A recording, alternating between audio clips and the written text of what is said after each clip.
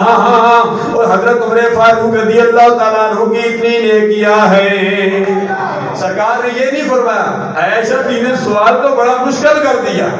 آج کسی سے پوچھا جائے کہ آسمانوں پر ستارے کتنے ہیں تو اچانک کوئی جواب نہیں دے سکتا.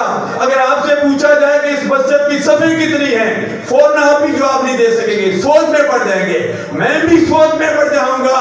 اللہ صدیق اکبر سوچ میں نہیں پڑے, صدیق اکبر کے آقا امام الانبیاء سوچ میں نہیں پڑے. یہ بھی نہیں فرمایا اے عائشہ تو نے سوال مشکل کر دیا, تھوڑا مجھے ٹائم دیجئے.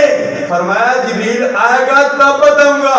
نہیں, آپ نے دو لفظوں میں فوراً جواب دے دیا. سر عرش پر ہے تیری گزر, دل فرش پر ہے تیری نظر, ملکوت ملک میں کوئی شے نہیں وہ جو تجھ پہ آیا نہیں.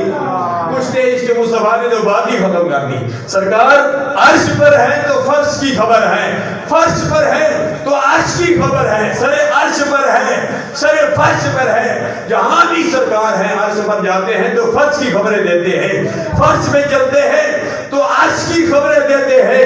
اللہ صدیق اکبر رضی اللہ تعالیٰ عنہ کی بیٹی عائشہ صدیقہ عفیفہ رضی اللہ تعالیٰ عنہ پریشان ہونے لگی, پوچھنے لگی یا رسول اللہ عمر فاروق کی اتنی نیکیاں, پھر میرے ابو صدیق اکبر کی نیکیاں کہاں گئی؟ اللہ سرکار نے فرمایا اے عائشہ صدیقہ غم نہ کر, عمر فاروق کی ساری نیکیاں صدیق اکبر کی ایک خار کی نیکی سے افضل و اعلیٰ ہے.